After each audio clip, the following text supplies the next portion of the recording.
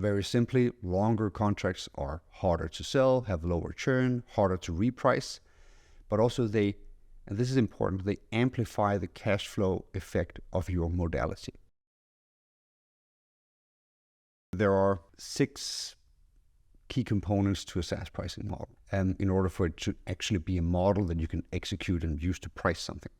Number 3, period. So if you're running a subscription, you need a time period, right? So you're going to say, well, we are going to count the usage every month or every quarter or every year, or whatever it is. So we're going to have your license for like a 3-year license, whatever it is, you need a period. So the common ones are monthly and annual. And, very simply, longer contracts are harder to sell, have lower churn, harder to reprice, but also they, and this is important, they amplify the cash flow effect of your modality, right? So let's say that you have a 3-year contract. That's great on a license. So now you actually might argue for the customer, say, hey, you're committed for 3 years. You signed 3 years. You got the nice 3-year price. Why don't you pay everything up front? And I've seen this happen, and I'm not necessarily saying it's a good idea, but from a cash flow perspective, it's awesome, right? You get all the cash up front.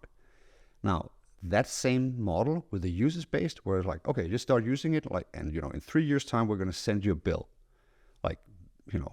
That might turn into a lot of usage, but also, the cash flow isn't very good, because it's so far into the future. So the general advice here is that, for license-based modalities, at least in B2B SaaS, go annual, and for usage-based, go monthly.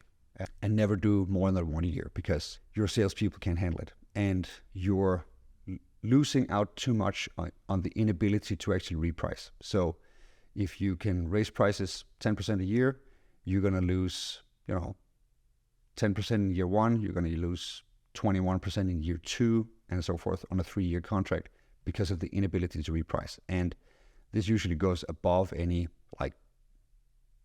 set increase of 4% or inflation or something.